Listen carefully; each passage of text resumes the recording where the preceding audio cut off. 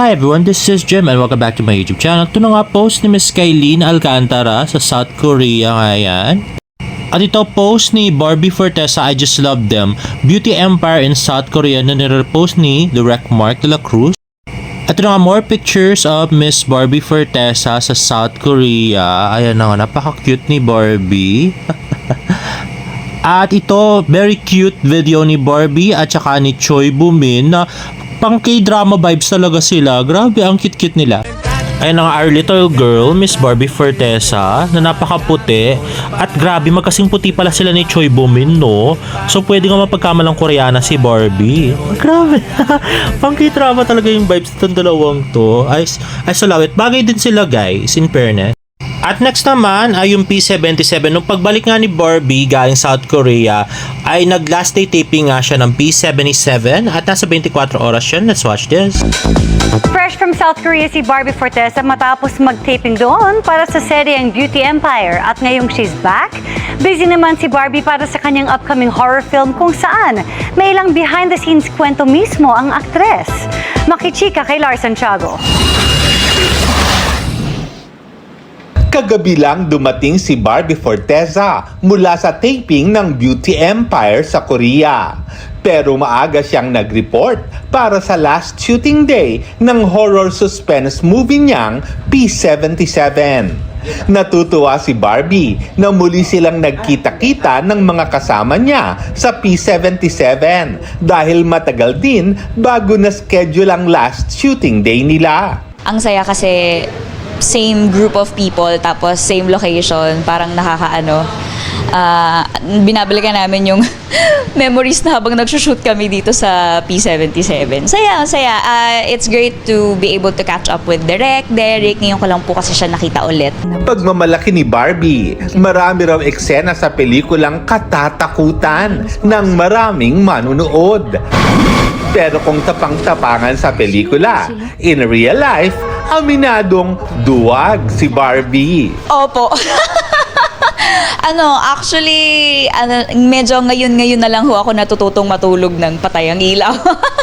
Dati kahit may parang night lamp nakabukas. Pero kahit duwag si Barbie, napakahilig niya raw manood ng horror movies. Siguro I'm the best horror fan kasi feed yung yung fear ko talaga. Pero gusto ko siya. It's a good type of fear para sa akin kasi since mahilig ako sa mga pelikula, mahilig ako sa horror movies. So gusto ko siya kasi nakakapag-isip ako at the same time nagiging research na rin siya para sa akin kasi trabaho ko rin naman siya.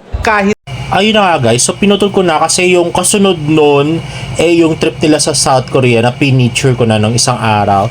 At next naman, ayun na nga guys, so kasama na yung P77 sa Instagram page ng GMA Pictures. So malapit na yun guys, grabe. At post ka ni Ms. Tessa Baldelon, P77 last shoot day, totoong-totoo na. Ayan nga, so mga staff lang yata to, hindi ko man sila kilala. Ay, si Direk Cabrido yan. At Instagram post ni Genre, this isn't just an ad campaign. This is a stop scrolling and ask what filter she used energy.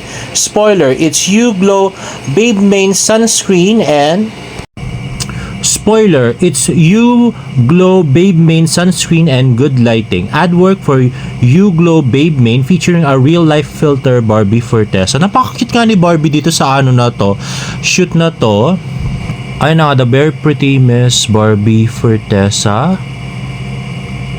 At yun, diba? Grabe.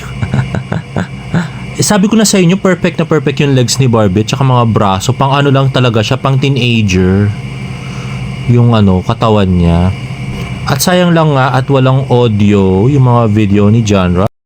At grabe, napaka-picture perfect talaga ni Barbie dito sa photoshoot na to. At next naman ay TikTok video ni Barbie Fortesa at ni Miss Giselle Mangilit. Let's watch this. Ang bagong endorser ng YouGlow Babe. Ayun na nga, napaka-pretty si Barbie. At yung owner yata yun or CEO, napaka-pretty din. At next, Glow Like Barbie. She came to glow and she did not disappoint. Barbie Fortesa is the newest Hugo Glow Babe Ambassador for Beauty White Sunscreen. Here she is at the brand's contract signing together with talent manager Miss Jenna Navarro and Glow CEO, Glow Babe CEO Miss Giselle Mangilit. Ayun pala, CEO pala siya, guys. In fairness, pretty din si Miss Giselle, ah. At yan na si Miss Jan, ang manager ni Barbie. At napaka-pretty si Miss Barbie Fortesa. And lastly, ito nga nang pinalagyan ng film ni Barbie yung kanyang car. May final video na. Let's watch this. Wow! Oh my gosh, ang ganda! Sobrang kinis, oh. Tsaka sobrang puti. Ay! Oh my God! Gasgasin ko talaga, ha? Ayan, oh. Wala talagang gasgas or anything. Ano ba ang PPF? Parang siyang screen protector ng phone, basically. Na ipoprotect niya yung screen mo pag nagasgas, nabagsak, ganyan. So, ganun din ito. So, yun yung In fairness, para maganda nga yun, ha? Para hindi magasgas yung car mo. Kasi uso yung mga gasgas ngayon, lalo na yung sa mga motor, nakakagigil sila. Singit ng singit, di ba? pagkakaintindi ko dito. And so far, ang ganda niya. Oh my God, ang ganda niya. Super. I love Actually, Miss Barbie, ang kagandahan pa dito sa PPF natin, eto, nakapasok siya sa loob. Mas malaki yung chance na hindi siya agad mag-peel. Siyempre, kasi kahit pa paano, sticker yan, so may chance pa rin mag-peel. Pero ito, naka-overlap siya. Okay. So, mas naka-secured. Hanggang loob dito, protected siya. Plus dito, kahit na lagi nahawakan kasi ito, kanto. So, hindi siya basta-basta matalikan. Ayan, so tapos na ang PPF test and totoo nga na hindi talaga naapektuhan yung original paint ng sasakyan ko. So, if anything, in the future, yung mga future use ko dito sa sasakyan, magasgas man siya sa work, ganyan, panatag ako na yung mismong film lang yung madadamage at hindi yung sasakyan ko talaga, hindi yung paint talaga, not the paint of my car, not the original paint. So, thank you so much, Sir June. Thank you, maraming salamat. Salamat po sa pagtiwala. Of course. Ayun na nga, so magandang investment yon kung maganda yung sasakyan mo. Anyway guys, if you like this video, please give it a thumbs up and please subscribe to my YouTube channel for more Bardo updates. See you on my next vlog. Bye!